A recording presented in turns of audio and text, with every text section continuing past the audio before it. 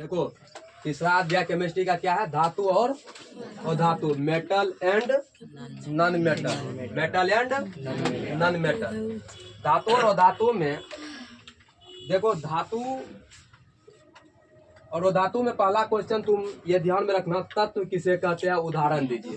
तत्व किसे कहते हैं, पहला क्वेश्चन क्या है, तत्व किसे कहते हैं, उदाहरण दीजिए। देखो तत्व क्या होते हैं, करा वे शुद्ध पदार्थ, वे शुद्ध पदार्थ जिसे किसी भी भौतिक या रासायनिक विधि के द्वारा, जिसे किसी भी भौतिक या रासायनिक विधि के द्वारा दो या दो से अधिक भिन्न गुण वाले पदार्थ में हम नहीं बदल सकते हैं। क्या कर रहा है, वे शुद्ध पदार्थ जिसे किसी भी भौतिक या रासायनिक विधि के द्वारा दो या दो से अधिक भिन्न गुण वाले पदार्थ में नहीं बदल सकते, उसे क्या कहेंगे, तत्व कहेंगे। जैसे देखो यहाँ पे वर्तमान में ध्यान में रखना, तुम्हारा भारतीय वन कहता है वर्तमान में तत्व की संख्या कितना है, 118। हालांकि 118 से भी क्या है, ज्यादा है, लेकिन उसका अभी पूर्णतः अति नहीं हुआ है। 118 बोल रहा है, तो अभी तुम सबको भी याद रखना है कितना, 118। तो वर्तमान में तत्वों की संख्या कितना है, जैसे देखो हाइड्रोजन, क्या hydrogen, lithium, potassium, oxygen, nitrogen, silicon और भी बहुत ज्यादा है। तो उतना 118 को नहीं लिख पाते हैं ETC, इसलिए यहाँ पे दे दिया। ठीक है, समझ में आया, तत्व किसे कहेंगे, अरे तत्व किसे कहेंगे, समझ में आया जी सर। करा है वे शुद्ध पदार्थ, वे शुद्ध पदार्थ जिसे किसी भी भौतिक या रासायनिक विधि के द्वारा हम भिन्न भिन्न गुण वाले पदार्थ में नहीं बदल सकते हैं, उसको हम कहेंगे, क्या कहेंगे, तत्व कहेंगे।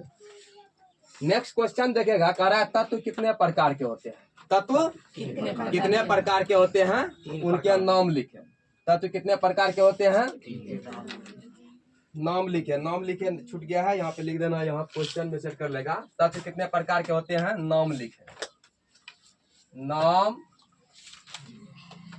लिखे। तत्व कितने प्रकार के होते हैं, उनके नाम लिखे। तो देखो तत्व कितने प्रकार के होते हैं, 3 प्रकार के होते हैं, जिसमें पहला क्या है, धातु, और दूसरा क्या है, धातु, और तीसरा है उपधातु। समझ में आया, तत्व कितने प्रकार के होते हैं, 3 प्रकार के, धातु, धातु, उपधातु। ठीक है, अब देखो धातु के बारे में जानेंगे, धातु किसे कहते हैं, और ये चैप्टर भी है। यहाँ देखो धातु किसे कहते हैं, उदाहरण दीजिए। अगर क्वेश्चन पूछेगा तो 2 नंबर में पूछेगा, ऐसे पूछेगा, धातु किसे कहते हैं, उदाहरण दीजिए। तो सेम हूबहू ऐसा ही क्वेश्चन, अगर क्वेश्चन यहाँ से पूछेगा तो हूबहू क्वेश्चन ऐसा ही पूछेंगे, इसमें कोई चेंजिंग नहीं रहेगा। धातु किसे कहते हैं, उदाहरण दीजिए। देखो क्या कह रहा है, वे तत्व, क्या कह रहा है, वे तत्व जिसमें चमक होती है, चमक के बारे में जानता होगा। वे तत्व जिसमें क्या होता है, चमक होती है, उष्मा और विद्युत के सुचालक होते हैं, जो आघात वर्धनीय तन्य होते हैं, उसे क्या कहेंगे, धातु कहेंगे। कह रहा है वे तत्व जिसमें चमक होती है, चमक जैसे सिल्वर को देखा होगा, चमकता है नहीं, जिसमें चमक होती है। उसके बाद आघात वर्धनीय तन्य का मतलब क्या होता है, जिसको हम नमार करके एकदम देखता है सोना तार को, अगर जहाँ खींचेगा पूरा पतला थी कर करके, तो बहुत लंबा तार खींच सकता है। यहाँ कह रहा है धातु में चमक के साथ साथ क्या होता है, आघात वर्धनीय तन्य भी होते हैं। उसके बाद ध्यान में रखना, धातु को अगर तुम पीटेगा ना तो उसमें आवाज भी आएगा, टन टन का आवाज आएगा। ठीक है, अगर एक बार मारेगा तो बहुत दूर तक आवाज आएंगे, एकदम टन का आवाज आएगा। ठीक है, जैसे स्कूल में जो लगा है, हाँ स्कूल में लगा है वो घंटी, या भगवती स्थान में भी लगल है वो, एक बार करता है, देखता है कितना दूर तक आवाज जाता है। तो धातु को पीटने पर टन टन का जो है आवाज भी आएंगे। ठीक है, तो इसका मेन डिफिनेशन ये रखना, वे तत्व जिसमें चमक होती है। ठीक है, अगर लगेगा ना धातु को, भले ही धातु में जो है कितना भी मतलब चाहे जंग लग जाए, उसको घसेगा ना तो घस के उसमें घसेगा, जैसे जैसे घसेगा उसमें चमक आता जाएगा। क्या आता जाएगा, चमक आता जाएगा। तो इसलिए यहाँ पे कह रहा है कि चमक होती है, उष्मा और विद्युत के सुचालक होते हैं, उष्मा और विद्युत के सुचालक होते हैं, यानी कि धातु में अगर तुम करंट दौड़ाएगा, मतलब विद्युत धारा प्रवाहित करेगा, तुमको करंट मतलब झटका लगेगा। क्या लगेगा? झटका लगेगा। इसलिए यहाँ पे कह रहा है कि उष्मा और विद्युत के क्या होते हैं? ये सुचालक होते हैं, ना कि कुचालक। कुचालक होता है वो धातु, कुचालक होते हैं वो धातु। ये क्या होते हैं? सुचालक होते हैं। उष्मा और विद्युत के क्या होते हैं? सुचालक होते हैं। उसके बाद कह रहा आघात वर्धनीय तन्य होते हैं। उसके बाद उसको क्या कहेंगे? धातु कहेंगे। जैसे देखो सोडियम, मैग्नीशियम, तांबा, जस्ता, लोहा, एल्युमिनियम, उसके बाद सोना, चांदी, बहुत और भी है। ऐसा नहीं कितना ठो ही है, और भी बहुत ज्यादा धातु है। ठीक है, उतार लिया क्वेश्चन? उतार लिया है तो करो आओ। देखो अपना लोग अभी तत्व के बारे में पहला क्वेश्चन को देखे थे। क्या देखे थे? तत्व। तत्व अगर पूछेगा तत्व किसे कहते हैं तो क्या बोलेगा? वे पदार्थ जिसे किसी भी भौतिक या रासायनिक विधि के द्वारा दो या दो से अधिक पदार्थ में हम नहीं बदल सकते, उसको क्या कहेंगे? तत्व कहेंगे। वर्तमान में 118 तत्व की जानकारी प्राप्त है। वर्तमान में कितना तत्व है? 118। उसके बाद अपना लोग पढ़े थे धातु के बारे में, नहीं? या फिर ये बोले तत्व कितने प्रकार के होते थे, नहीं? तत्व कितने प्रकार के होते हैं उसका अगर नाम लिखने के लिए बोलेगा तो बता देगा। तत्व कितने प्रकार के होते हैं? तत्व 3 प्रकार के होते हैं, जिसमें पहला क्या था? धातु, और दूसरा अधातु, तीसरा उपधातु। अगर पूछेंगे धातु किसे कहते हैं तो बोलेगा धातु जिसमें जो है चमक होती है। जिसमें क्या होते हैं? चमक होती है। और विद्युत और उष्मा के क्या होते हैं? सुचालक होते हैं। आघात वर्धनीय तन्य पाया जाता है। आघात वर्धनीय तन्य पाया जाता है, उसको क्या कहेंगे? धातु कहेंगे। जैसे सोना, चांदी, तांबा, ये सब क्या धातु है। उसके बाद दूसरा देखिए अधातु के बारे में। किसके बारे में? अधातु। अगर वो धातु के बारे में बोलेगा तो क्या बोलेगा? वे तत्व जो उष्मा का क्या होते हैं? कुचालक। ध्यान में रखना, धातु सुचालक होते हैं और धातु क्या होते हैं? उष्मा के कुचालक होते हैं। इसमें आघात वर्धनीय तन्य नहीं होता है, और इसको पीटने पर ये चूर हो जाएगा। पीटने पर क्या हो जाएगा? चूर हो जाएंगे। ये भंगुर हो जाते हैं। क्या हो जाते हैं? भंगुर हो जाते हैं। थोड़ा ध्यान में रखना। उसके बाद तो धातु के बाद जो है उपधातु के बारे में, जो ने किसके बारे में? उपधातु। अगर बोलेगा कोई उपधातु किसे कहते हैं, उपधातु के बारे में बताने के लिए, तो उपधातु जिसमें कुछ गुण धातु के, कुछ गुण धातु के और कुछ गुण अधातु के होते हैं, उसको क्या कहेंगे? उपधातु कहेंगे। यहाँ पे देखो लिखे हैं, पहले तो देखो अधातु, इससे पहले धातु देखे थे। वो धातु किसे कहते हैं? उदाहरण दीजिए। करा हुए तत्व जो उष्मा और विद्युत के क्या होते हैं? कुचालक होते हैं, जो भद्दा होते हैं। देखने में क्या लगेगा? भद्दा टाइप का। अब सोना वाला कलर चढ़ा लेता है, चढ़ा करके कहता है ये सोना है, तो सोना के जैसा थोड़े हो जाएगा, वो नहीं होगा रे। भद्दा होते हैं। लकड़ी उकड़ी को देखता होगा, भद्दा हो गया। वही स्टील और सोना को देखता होगा, एकदम चमक होता है उसमें। ये क्या होते हैं? भद्दा होते हैं। नहीं, क्या होते हैं? भद्दा होते हैं। भंगुर होते हैं। भंगुर का मतलब इसको अगर पीटेगा ना, चूर चूर हो जाएगा। भंगुर का मतलब चूर चूर हो जाएंगे, भंगुर होते हैं। उसको क्या कहेंगे? धातु कहेंगे। जैसे carbon, sulphur, nitrogen, oxygen, hydrogen, iodine, ये सब क्या है? और ध्यान में रखना, तुमको यहाँ से ऑब्जेक्टिव भी पूछेंगे, कह देगा इनमें से वो धातु है, इनमें से वो धातु है। तो 2 तत्व दे देगा धातु का, और 1 तत्व दे देगा उपधातु का, और 1 तत्व दे देगा अधातु का। 4 ऑप्शन बनाएंगे। 4 ऑप्शन में ध्यान में रखना, यही सब ऑप्शन में जहाँ पे दिखाई देगा वो धातु के बारे में, अगर जहाँ तुमको दिखाई दे क्या ऑक्सीजन दिखाई दे, हाइड्रोजन दिखाई दे, ये सब क्या है? वो धातु होंगे। वही सोना चांदी रहेंगे तो क्या हो जाएंगे? धातु हो जाएंगे ना रे। फिर देखो यहाँ पे तीसरा, ये 5वां क्वेश्चन क्या है? उपधातु। क्या था? उपधातु। उपधातु किसे कहेंगे? यहाँ देखो उपधातु क्या कह रहा है? तत्व जिसमें कुछ गुण धातु के, कुछ गुण धातु के और कुछ गुण वो धातु के होते हैं, उसको क्या कहेंगे? उपधातु कहेंगे। जैसे इसका एग्जांपल याद रखना, arsenic, antimony, germanium, silicon, zirconium, ये सब याद रखना। ऑप्शन में यही सब बन के आएंगे। ठीक है, कह देगा इनमें से उपधातु है, इनमें से उपधातु है। एक तो सही ऑप्शन रहेगा, बाकी गलत रहेगा। कभी कभी 2 ऑप्शन रहता है, तीसरा ऑप्शन बना देगा ए और बी दोनों, और चौथा बना देगा इनमें से कोई नहीं। तो ध्यान में रखना। अब देखो ये बहुत इंपॉर्टेंट क्वेश्चन है, धातु के भौतिक गुण। हालांकि अगली बार नहीं पूछा ये क्वेश्चन, अगली बार नहीं पूछे, अगला बारी जो है इसका चांस बहुत ज्यादा है। धातु के भौतिक गुण को लिखे, धातु के भौतिक गुण। बोर्ड एग्जाम भी अभी वैसा क्वेश्चन सेट कर रहा है जो कि लगता है कि बच्चा क्या कर ले, सोल्व कर ले, बना ले, वैसा ही क्वेश्चन को सेट करते जा रहा है। बहुत नॉर्मल एग्जाम हो रहा है अभी फिलहाल। देखो क्या कर रहा है, धातु के भौतिक गुण को लिखे। धातु के भौतिक गुण क्या है, निम्नलिखित है। पहला क्या है, धातु में चमक होती है। इससे पहले पढ़े धातु में, जब पढ़े धातु में क्या होगा, चमक होते हैं। ध्यान में रखना। नेक्स्ट डे जैसे आएगा ये सब क्वेश्चन का रिपीट करवाएंगे, पूछेंगे, पढ़ के आएगा सही से। उसके बाद देखो दूसरा क्या करा, धातु कठोर होते हैं। धातु कठोर होते हैं। उसके बाद करा है धातु को पीट कर चादरें बनाई जा सकती है। धातु को पीट करके क्या बना सकते हैं, चादरें। मतलब जितना पीटेगा वो उतना मतलब क्या होगा, पथलेगा, ना कि वो टूटेगा। टूटता कौन चीज है, वो धातु, ये चिपट जाएगा। वही करा, इसको पीट करके हम चादरें बना सकते हैं। उसके बाद धातु के तार खींचे जा सकते हैं। धातु को तुम पतला तार, जितना भी तांबा, सोना, चांदी ये सब का तार देखता होगा, मतलब तार खींच सकता है तुम इसका, ठीक है। धातु के तार खींचे जा सकते हैं। उसके बाद पांचवा करा है धातु उष्मा और विद्युत के सुचालक होते हैं, ना कि कुचालक। कुचालक तो होता है वो धातु। यहाँ देखो क्या करा है, धातु उष्मा और विद्युत के सुचालक होते हैं।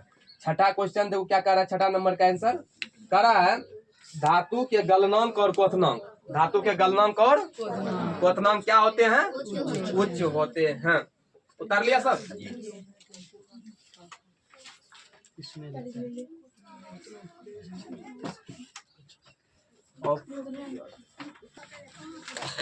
देखो करा है, दो ऐसे तत्व का नाम बताइए जिसके बाह्यतम कक्षा में 1,2 इलेक्ट्रॉन होने के बावजूद भी क्या होते हैं, वो धातु है।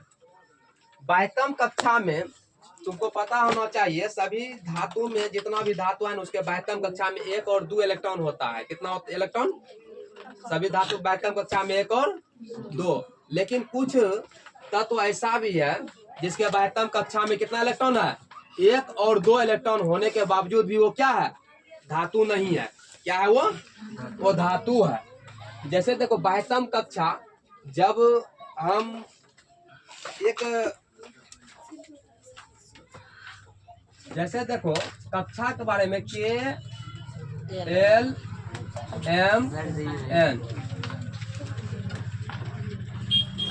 इसको बोलते हैं प्रथम कक्षा। इसको क्या बोलते हैं, प्रथम कक्षा। प्रथम कक्षा इसका सूत्र होता है 2n²। क्या होता है, प्रथम कक्षा में जो है 2 इलेक्ट्रॉन रह सकते हैं। कितना इलेक्ट्रॉन, 2 ही इलेक्ट्रॉन रह सकते हैं। जैसे एक कक्षा है, क्या है, एक स्कूल है, सॉरी स्कूल मानो, उस स्कूल में 5 गो रूम है, 5 कक्षा तक पढ़ाई होता है। उस स्कूल में ऐसा नहीं है कि सभी स्टूडेंट को ठूसते चल जाएगा। उसका रूल होगा कि एक रूम में इतना ही बच्चा बैठ सकते हैं। तो प्रथम कक्षा में जो है उसी प्रकार ये जो कक्षा होते हैं, प्रथम कक्षा में KLMN ये कक्षा होते हैं। और भी इधर बढ़ेगा तो बढ़ सकता है। तो प्रथम कक्षा में कितना इलेक्ट्रॉन, 2 इलेक्ट्रॉन। और दूसरा कक्षा में 8 इलेक्ट्रॉन रह सकते हैं। जैसे n, जैसे नंबर ऑफ कक्षा, दूसरा कक्षा है ना, 2 का स्क्वायर 4, 4 दूनी 8। और तीसरा कक्षा 18, तो 3 3 9 18 इलेक्ट्रॉन रह सकते हैं। और चौथा कक्षा ये रहा, इसमें कितना हो जाएगा, 32। चौथा है ना, 4 चौक 16 दूना 32 इलेक्ट्रॉन रह सकते हैं। ध्यान में रखना, बाह्यतम कक्षा में अगर जितना भी इलेक्ट्रॉन की जरूरी होंगे, बाह्यतम कक्षा में जितना इलेक्ट्रॉनों का जरूरत पड़ेंगे वह उसका संयोजकता होगा। जितना इलेक्ट्रॉन का जरूरी होगा, जैसे त्यागता है, ग्रहण करता है या उदासीन होता है। नहीं, त्यागता है या तो ग्रहण करता है या साझा करता है। तो अगर जहाँ जितना इलेक्ट्रॉन को त्याग करेगा, जितना इलेक्ट्रॉन को त्याग करके अपना अष्टक को पूरा करेगा, जितना इलेक्ट्रॉन को त्यागेगा वह उसका संयोजकता कहलाता है।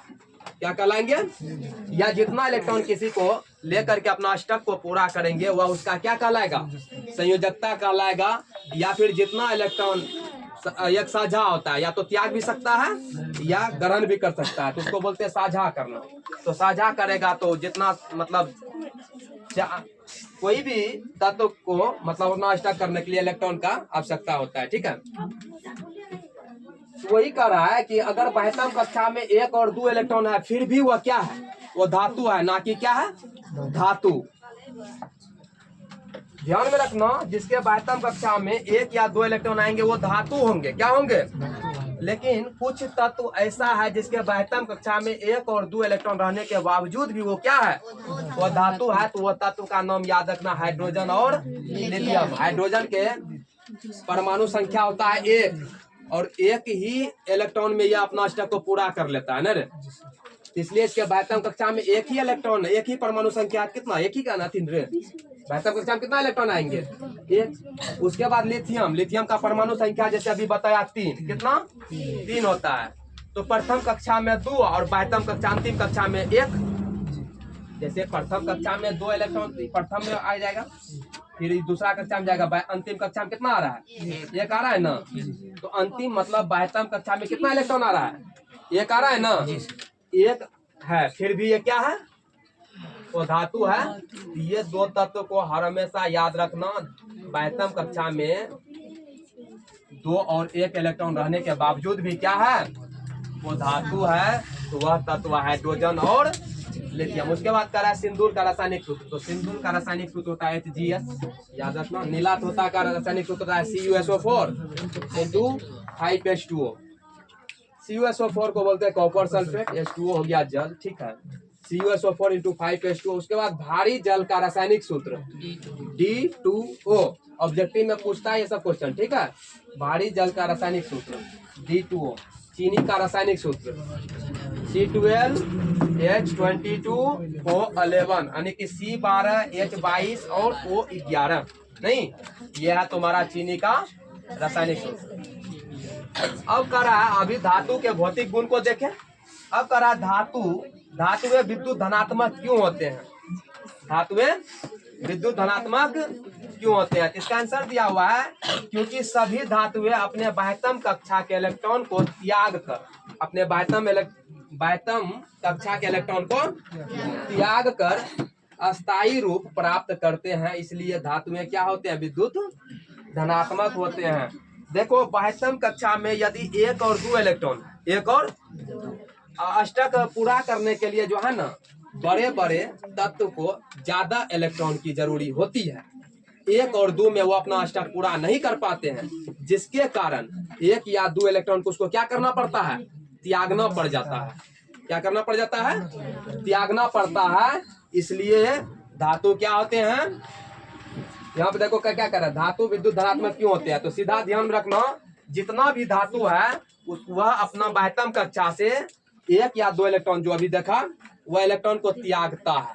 सभी धातु अपने बाह्यतम कक्षा से इलेक्ट्रॉन को क्या कर देते हैं, त्यागते हैं। इसी कारण धातु क्या होते हैं, विद्युत का धनात्मक होती है, विद्युत धनात्मक होती है। क्या ये क्वेश्चन समझ में आया।